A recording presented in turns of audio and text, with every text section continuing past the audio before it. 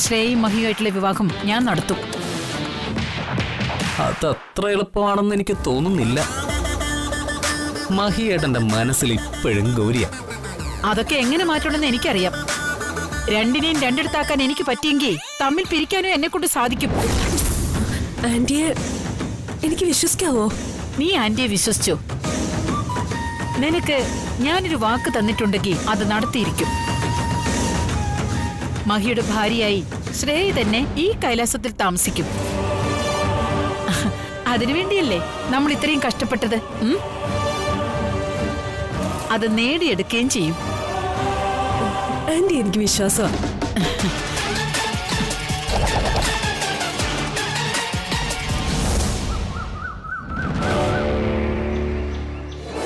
അരവിന്ദിൽ നിന്ന് സത്യങ്ങളെല്ലാം മനസ്സിലാക്കി ഞാൻ തിരികെ വന്നു.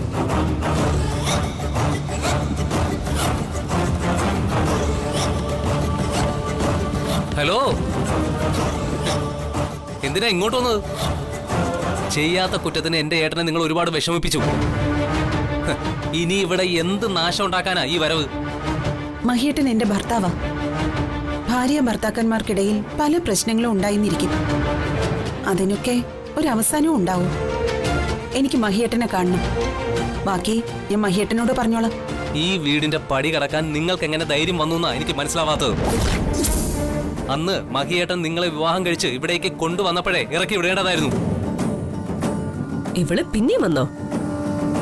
ഇവളെന്തിനാ ഇവിടേക്ക് പിന്നെയും വന്നേ? മഹിയെ കാണണ്ടെന്ന് പറഞ്ഞ് ഇറക്കി വിട്ടതല്ലേ? അത് തന്നെ ഞാനും ചോദിച്ചുകൊണ്ടിരിക്കുന്നത്. ഇറങ്ങിപ്പോടി. നാത്തൂനെ, ഇവള് പിന്നെയും വന്നോണ്ടോ? നമ്മുടെ മഹി ആട്ടി ഇറക്കി വിട്ടിട്ട് ഇപ്പൊ നാണല്ലാതെ കേറി വന്നിരിക്കുന്ന കണ്ടില്ലേ? ഇവളെ ഇപ്പൊ തന്നെ ഇറക്കി വിടുന്ന നാത്തൂനെ. മഹിയേട്ടനെ കാണാതെ ഞാൻ പോവില്ല.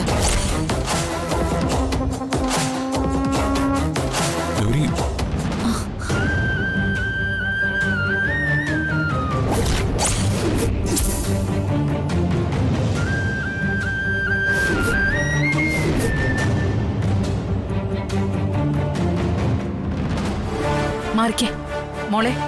ഗൗരി, നീ അകത്തേക്ക് ചെല്ല്. ഭാര്യയും ഭർത്താവും ആവുമ്പോ ചില സൗന്ദര്യപ്പിണക്കങ്ങളൊക്കെ ഉണ്ടായിരുന്നിരിക്കും. അതൊന്നും സാരമില്ല. മോള് ചെല്ലേ.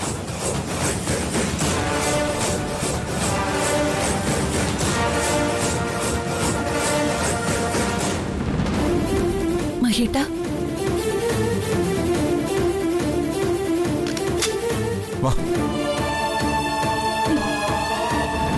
എന്തു പണിയാ നാത്തു നീ കാണിച്ചേ? ഇവളെ ഈസിയായി ഒഴിവാക്കാൻ പറ്റിയ ചാൻസ് ആയിരുന്നു. അങ്ങനൊന്നും അവൾ ഒഴിയില്ല നാത്തൂനെ. അവളെ നമ്മൾ ആട്ടിയിറക്കി ഇവിടുന്ന് വിട്ടാലും മഹി അവളെ വിളിച്ചു കയറ്റും. പിന്നെ പുറത്താവുന്നത് നമ്മളായിരിക്കും. അവളെ കല്യാണം കഴിച്ചുകൊണ്ട് വന്നപ്പോ ഞാൻ പറഞ്ഞതൊക്കെ നിങ്ങൾ മറന്നോ? ക്ഷമയോടെ കാത്തിരിക്കണം. അവളെ നമ്മള് എന്നേക്കുമായി ഇവിടുന്ന് ഒഴിവാക്കിയിരിക്കും.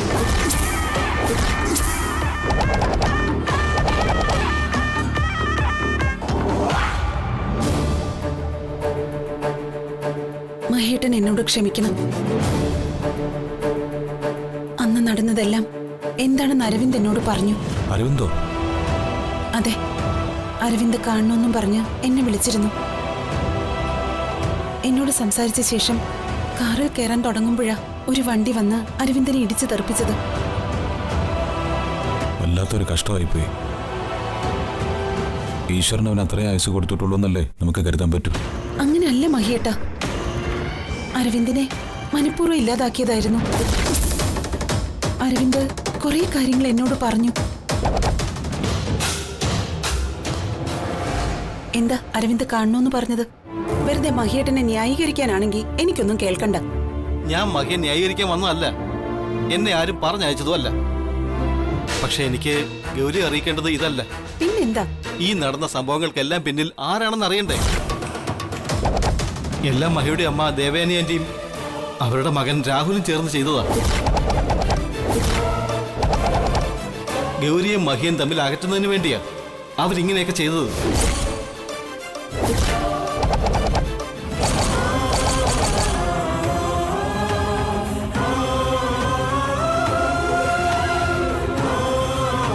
അതെല്ലാം അവന്റെ സംശയങ്ങളായിരുന്നിരിക്കും.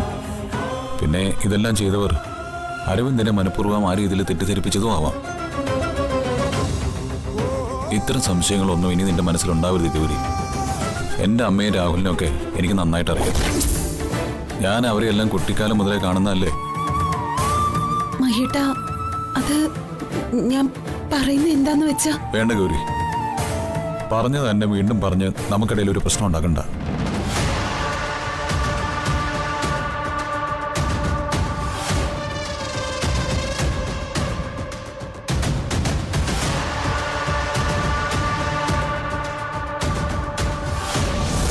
പിന്നെ ജീവിതം വലിയ കുഴപ്പമില്ലാണ്ട് മുന്നോട്ട് പോയി. അതിനിടയിൽ പല പ്രശ്നങ്ങളും ഉണ്ടായെങ്കിലും അതൊന്നും ഞങ്ങളുടെ ജീവിതത്തെ സാരമായി ബാധിച്ചില്ല. പക്ഷേ എന്റെ വീട്ടിലെ അവസ്ഥ നേരെ മറിച്ചായിരുന്നു. ഗോകുലേട്ടനും അമ്മയും എന്നെ ഏതാണ്ട് ഉപേക്ഷിച്ച മട്ടായിരുന്നു. അവരെ കാര്യങ്ങൾ പറഞ്ഞ് മനസ്സിലാക്കാൻ ചേച്ചി ശ്രമിച്ചില്ലേ? അതിനൊക്കെ ഞാൻ പലതവണ ശ്രമിച്ചതാ. പക്ഷേ എന്നെ വീട്ടിൽ കയറാൻ പോലും അവരാരും സമ്മതിച്ചില്ല. അച്ഛൻ മരിച്ചതിന്റെ ദേഷ്യം അത്രയ്ക്കുണ്ടായിരുന്നു അമ്മയ്ക്കും ഗോകുലേട്ടനും. അങ്ങനെ ഇരിക്കെ മാളുവിന്റെ ബർത്ത്ഡേ വന്നതും ലോക്കറ്റ് പ്രശ്നം ഉണ്ടാവുന്നതും ഒക്കെ.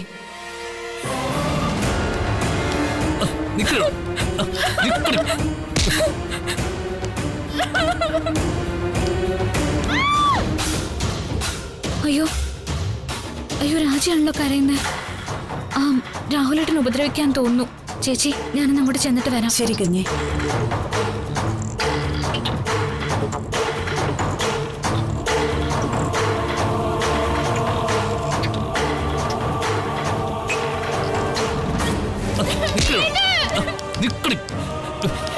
നിന്നെ ഞാനൊന്ന് കൊല്ലൂടി. എന്റെ ജീവിതം നശിപ്പിക്കാനായിട്ട് വന്ന് കയറിയതാ നീ. നീ ഇനി ജീവിക്കണോ വേണ്ടത് ഞാൻ തീരുമാനിക്കും. മനസ്സിലാടി? നിന്നെ ഞാനൊന്ന് ശരിയാക്കും. എന്താ രാഹുലേട്ടാ ഇത്? ഇത് ഞാനും ഇവളും തമ്മിലുള്ള പ്രശ്നമാണ്. അതിലാരും കയറി ഇടപെടണ്ട. അങ്ങനെ പറഞ്ഞാൽ എങ്ങനെയാ? ഒരാളെ ഈ വീട്ടിലിട്ട് ഉപദ്രവിച്ചാ ഞങ്ങളിത് വെറുതെ നോക്കി നിൽക്കുന്നാണോ രാഹുലേട്ടൻ കരുതുന്നത്? ഇവൾ എന്ത് തെറ്റ് ചെയ്തിട്ടാ രാഹുലേട്ടൻ ഇങ്ങനെ ഉപദ്രവിക്കുന്നത്? ഇവള് ചെയ്തതെല്ലാം തെറ്റാ. എന്റെ അനുവാദമില്ലാതെ എന്റെ ജീവിതത്തിലേക്ക് വന്നു കയറിയത് തെറ്റല്ലേ? എനിക്ക് ലഭിക്കേണ്ടിയിരുന്ന നല്ലൊരു ഭാര്യയും സമ്പത്തും സൗഭാഗ്യവുമുള്ള ഒരു ജീവിതവും നശിപ്പിച്ചതും തെറ്റല്ലേ?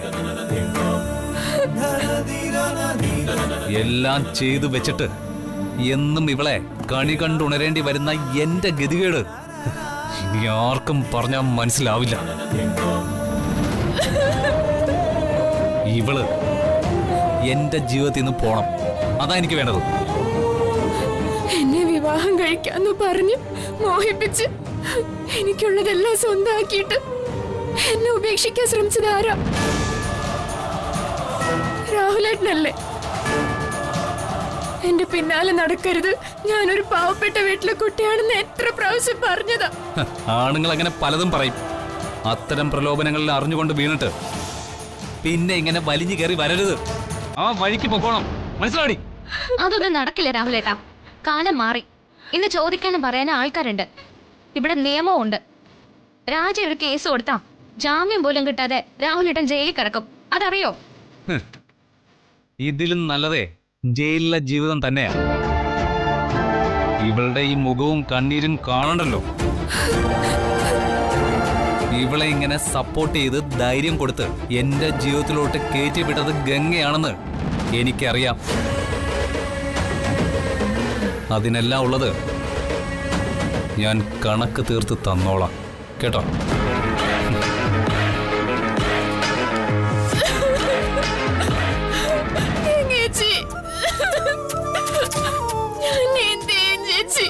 എനിക്ക് ജീവിതം മടുത്തു. എനിക്കിനി ജീവിക്കണ്ട. അങ്ങനെയൊന്നും പറയാതെ രാജി. ജീവനും ജീവിതവും ഒക്കെ നമുക്ക് ശ്രീമഹേശ്വരൻ തരുന്നതാ. അത് നമ്മൾ ആഗ്രഹിച്ചിട്ടോ വേണമെന്ന് പറഞ്ഞിട്ടോ തരുന്നതല്ല. അതുകൊണ്ട് അവസാനിപ്പിക്കാനും നമുക്ക് അർഹതയില്ല. ഓരോ ജന്മത്തിനും ഓരോ ലക്ഷ്യം ഉണ്ടാവും. ആ ലക്ഷ്യത്തിലേക്ക് നമ്മൾ പോലും അറിയാതെ ഭഗവാൻ നമ്മളെ എത്തിച്ചോളും. ജീവിതം മടുത്ത ഒരാൾക്ക് ഇതൊന്നും കേട്ട ഒരു സ്വസ്ഥതയും സമാധാനം കിട്ടില്ല ചേച്ചി. എനിക്കിനി എന്താ ചെയ്യണ്ടെന്നൊന്നും അറിയില്ല. രാജീവ, നമുക്ക് മഹേട്ടനോട് കാര്യം പറയാം. എന്താ വേണ്ടെന്ന് മഹേട്ടൻ പറയും. വാ.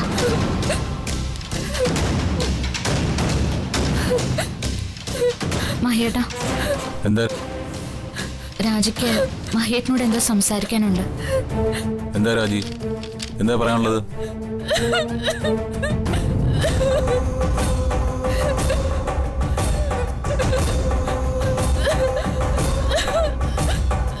എന്തിനാ കരയുന്നത്? കരയാതെ കാര്യം പറ രാജി. എനിക്കിങ്ങനൊരു ആവശ്യം മഹേട്ടനോട് പറയാനുള്ള അവകാശം ഉണ്ടോന്ന് അറിയില്ല. പക്ഷെ എനിക്ക് പറയാൻ വേറെ ആരുമില്ല. അതുകൊണ്ടാ ഞാൻ പറയുന്നേ. രാജി, കാര്യം എന്താണെന്ന് വെച്ചാ പറയൂ. രാഹുലേട്ടന്റെ കാര്യം. രാഹുലേട്ടനോട് മഹേട്ടനൊന്ന് സംസാരിക്കണം. എന്നോട് എന്തിനാ ഇങ്ങനെ ക്രൂരത കാണിക്കുന്നേന്ന് ഒന്ന് ചോദിക്കണം. ഞാൻ പറഞ്ഞിട്ട് എന്താ രാജി കാര്യം? രാഹുലിനെ നിനക്ക് നന്നായിട്ട് അറിയാവുന്നതല്ലേ? അതെ, പക്ഷെ മഹേട്ടൻ പറഞ്ഞ രാഹുലേട്ടൻ കേക്കും.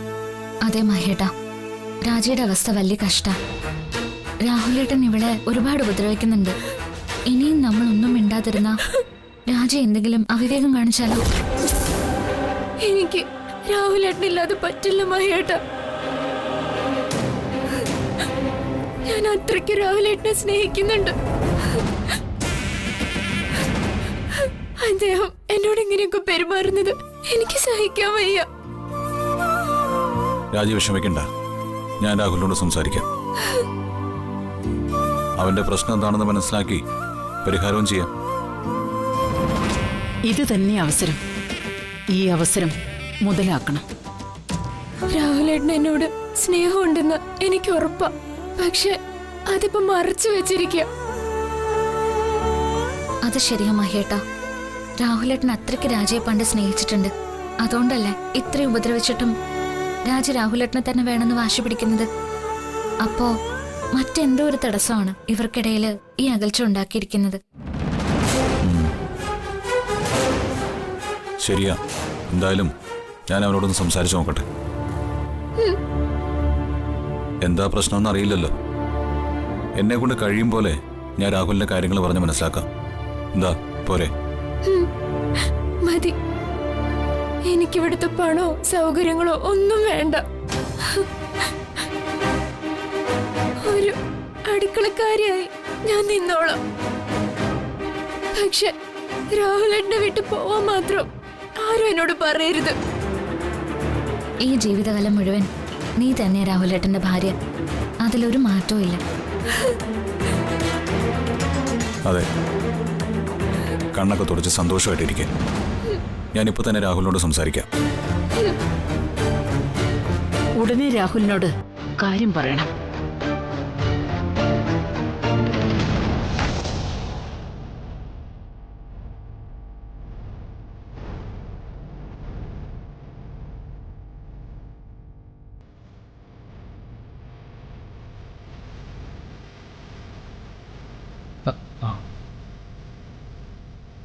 രാഹുലേ, നമ്മൾ വിചാരിച്ചതുപോലെ തന്നെ കാര്യങ്ങൾ നടക്കുന്നുണ്ട്. രാജി മഹിയോട് പരാതി ബോധിപ്പിച്ചിട്ടുണ്ട്. ഓ, അപ്പോ ഉടനെ തന്നെ ഉപദേശങ്ങൾ ഉണ്ടാവും അല്ലേ? അതെ, അതാണല്ലോ നമ്മുടെ ആവശ്യവും. രാജി മഹിയുടെ അടുത്ത് എല്ലാം കരഞ്ഞു പറഞ്ഞിട്ടുണ്ട്. അവന്റെ മനസ്സ് അലിഞ്ഞിട്ടുമുണ്ട്. പോരാത്തിന് രാജിക്ക് സപ്പോർട്ടായി ഗംഗയും കൂടെ ഉണ്ടായിരുന്നു. അതുകൊണ്ട് അധികം താമസിക്കാതെ തന്നെ മഹി നിന്നെ വിളിച്ച് സംസാരിക്കും. ആ അവസരം നമ്മൾ മാക്സിമം ഉപയോഗിക്കണം. നിനക്ക് വേണ്ടതെല്ലാം നമ്മൾ നേടിയെടുക്കണം. ഇനി ഇതുപോലൊരു അവസരം കിട്ടിയെന്ന് വരില്ല. ശരിയമ്മ, അത് ഞാൻ ചെയ്തിരിക്കും. കാലങ്ങളായിട്ട് ഞാൻ ഈ വീട്ടിൽ ഒന്നുമല്ലാത്തവനായിട്ട് കഴിയുന്നു. ഇനിയും അത് തുടർന്നാൽ ശരിയാവില്ല. അവസരങ്ങൾ നമ്മൾ സൃഷ്ടിക്കുകയാണ് വേണ്ടത്. നമ്മൾ പ്ലാൻ ചെയ്തതുപോലെ കാര്യങ്ങൾ നടക്കുന്നുണ്ടെങ്കിൽ ഇത്തവണ മിസ്സാവില്ല. ഒരമ്മയ്ക്ക് നൊന്തുപെറ്റ മക്കളെക്കാൾ വലുതായി മറ്റൊന്നുമില്ല മോനെ. നിങ്ങൾക്കെല്ലാം നേടിത്തരാനായി ഞാൻ ഈ വീട്ടിൽ മറ്റുള്ളവരുടെ മുന്നിൽ അഭിനയിക്കാൻ തുടങ്ങിയിട്ട് വർഷങ്ങളായി. അതിനിടയിൽ കൊതി തീരെ നിങ്ങളെ സ്നേഹിക്കാൻ പോലും എനിക്ക് പറ്റിയിട്ടില്ല. ഞാൻ ചെയ്തതിനൊന്നും ഫലമില്ലാതെ പോകാൻ ഞാൻ സമ്മതിക്കില്ല. മഹിയുടെ പേരിലുള്ള സ്വത്തുക്കളെല്ലാം നിന്റെയും രേഷ്മയുടെയും പേരിലാവണം. മഹിയെ ഒന്നുമില്ലാത്തവനാക്കി ഈ വീട്ടിൽ നിന്ന് അവനെ പടിയിറക്കി വിടണം. എല്ലാം നടക്കുമേ. പടി പടിയായി നമ്മളെല്ലാം നടത്തിയെടുക്കും. നമ്മൾ പ്ലാൻ ചെയ്തതുപോലെ കാര്യങ്ങൾ മുന്നോട്ട് പോകുന്നത് ഒരു പോസിറ്റീവായ സൂചനയാണ്. അതെ, എല്ലാം നമ്മൾ വിചാരിച്ച പോലെ തന്നെ നടക്കുമെന്ന് പ്രതീക്ഷിക്കാം. നടക്കുമേ, നടക്കണം, നടത്തിയെടുക്കും നമ്മൾ. ശരിക്കും ആർക്കും വിലയില്ലാത്തവനായിട്ട് ജീവിക്കാൻ തുടങ്ങിയിട്ട് വർഷങ്ങളായി. എല്ലാവർക്കും പ്രിയപ്പെട്ടവൻ മഹി, എന്തിനും ഏതിനും മഹി. ഓരോ കാര്യങ്ങൾക്ക് തീരുമാനം എടുക്കുന്നത് പോലും മഹി. അവന്റെ കണ്ണിലാണെങ്കിലോ കുടുംബം നശിപ്പിക്കാനായിട്ട് ജനിച്ചവനാണ് ഈ ഞാൻ. ഓരോ പ്രാവശ്യവും ഓരോരോ കുറ്റങ്ങൾക്ക് ഞാൻ അവന്റെ മുന്നിൽ തല കുമ്പിട്ട് നിന്നിട്ടുണ്ട്. ഓരോന്ന് ആലോചിക്കുമ്പോ എനിക്ക് എന്താണ് തോന്നിയെന്ന് അറിയാവോ അമ്മയ്ക്ക്? ഓരോന്നിനും കണക്ക് പറഞ്ഞ് അവനെ ഇഞ്ചിഞ്ചായിട്ട് നശിപ്പിക്കണം. എന്നാലേ എന്റെ മനസ്സിനൊരു സമാധാനം ഉണ്ടാവും. അമ്മയ്ക്കറിയാവോ, ഞാൻ കുടിച്ചു തുടങ്ങിയത് ഈ മഹിയോടുള്ള ദേഷ്യം കാരണം. അമ്മ അവനെ ഓരോ പ്രാവശ്യവും ചേർത്ത് പിടിക്കുമ്പോഴും എന്നോടുണ്ടാവേണ്ട സ്നേഹവും കരുതലും ആണല്ലോ അവന് കൊടുക്കുന്നെന്നുള്ള ചിന്ത കാരണോ. മോനെ, നിന്നോട് അങ്ങനെ പെരുമാറാനുണ്ടായ കാരണങ്ങളൊക്കെ ഞാൻ നിന്നോട് പറഞ്ഞതല്ലേ. ഞാൻ പലപ്പോഴും മോശമായിട്ട് പെരുമാറുമ്പോഴും ഉള്ളിൽ ഞാൻ കരയുകയായിരുന്നു. അവനെ ഞാൻ സ്നേഹിക്കുന്നതായിട്ട് നിങ്ങളൊക്കെ കരുതുമ്പോഴെല്ലാം ഞാൻ അവരുടെ നാശത്തിനായി പ്രാർത്ഥിക്കുകയായിരുന്നു. ഞാൻ അമ്മയെ കുറ്റപ്പെടുത്തിയതല്ല. മനസ്സിലായി മോനെ, നിന്റെ മനസ്സിലെ വിഷമങ്ങൾ എനിക്കറിയായിരുന്നു. പക്ഷേ അത് പുറത്തു കാണിക്കാൻ കഴിയില്ലായിരുന്നു. തൽക്കാലം അതൊക്കെ വിട്. നീ ഏത് നിമിഷവും മഹിയുടെ വിളി പ്രതീക്ഷിക്കണം. അതിനുവേണ്ടി പ്രിപ്പയർ ആയിരിക്കണം. ശരി അമ്മേ.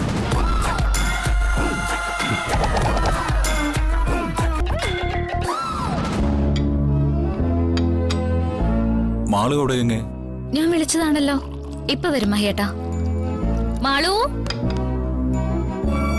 മാളു വാ. അച്ഛാ, എനിക്കിന്ന് അച്ഛൻ വരുത്തരോ? അയ്യേ, മാളൂട്ടി വലിയ കുട്ടിയായില്ലേ, പിന്നെന്തിനാ വാരി തരുന്നത്? ഇല്ല, എത്ര നാളായി അച്ഛൻ എനിക്ക് വാരി തന്നിട്ട്. വരുത്താ അച്ഛാ. ശരി, മതി.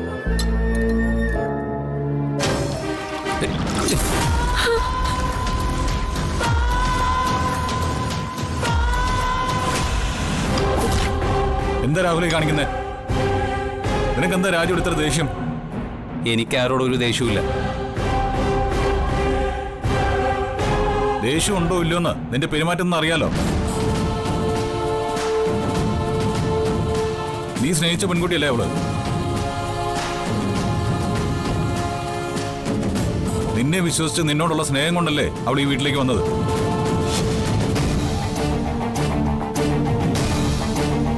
എന്നിട്ട് ഈ രീതിയിലാണോ നീ പെരുമാറേണ്ടത്? നീ എന്താ രാഹുൽ മിണ്ടാത്തത്? മഹി ചോദിച്ചത് നീ കേട്ടില്ലേ? എന്താ നിന്റെ പ്രശ്നമെന്ന് നീ മഹിയോട് പറ. അതെ, നിന്റെ പ്രശ്നം എന്താണെന്ന് പറഞ്ഞാലല്ലേ ഞങ്ങൾക്ക് മനസ്സിലാവൂ. എന്റെ അവസ്ഥ നിങ്ങൾക്കാർക്കും മനസ്സിലാവില്ല. കാര്യം പറഞ്ഞാൽ എനിക്കെന്താ കുഴപ്പം? കൊട്ടാരം പോലുള്ള വീട്ടിൽ താമസം, ആവശ്യത്തിൽ കൂടുതൽ സമ്പത്ത്. പക്ഷേ എനിക്ക് ചിലവിന് 10 രൂപയില്ല. എന്താവശ്യത്തിനും അമ്മയുടെയോ ഏട്ടന്റെയോ മുന്നിൽ കൈ നീട്ടേണ്ട അവസ്ഥ. ആ അവസ്ഥയിൽ ഒരു ഭാര്യയും കൂടി വന്നാൽ എന്താവും സ്ഥിതി? അതാണോ കാര്യം? നിനക്ക് വേണ്ടത് ഒരു ജോലിയാണെങ്കിൽ നമ്മുടെ ജ്വല്ലറിയിൽ ജോലിക്ക് കയറാമല്ലോ.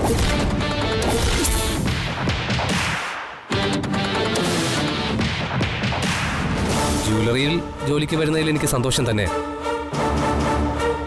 പക്ഷേ അത് ഏട്ടൻ പറയാതെ നടക്കില്ലല്ലോ. ശരി, ഞാൻ പറയാത്തോണ്ട് നീ വരാതിരിക്കണ്ട. നാളെ വേണമെങ്കിൽ നാളെ നീ ജ്വല്ലറിയിലേക്ക് പോരെ. എന്നിട്ട് സെയിൽസിൽ ജോയിൻ ചെയ്യേ. സെയിൽസിലോ? അതെ, ആദ്യം അവിടെ നിന്ന് കാര്യങ്ങളൊക്കെ കണ്ട് മനസ്സിലാക്കി പഠിക്കേ. മഹിയേട്ടൻ എന്താ പറയുന്നത്? ഞാൻ എങ്ങനെയാ നമ്മുടെ സ്ഥാപനത്തിൽ സെയിൽസിൽ നിൽക്കുന്നത്? എനിക്ക് ഈ വീട്ടിലുള്ള വില അവരെ കൂടെ അറിയിക്കണോ? നീ മഹി പറയുന്നത് അനുസരിക്ക് രാഹുൽ. ഈ കാര്യത്തിൽ ഇല്ലമ്മേ.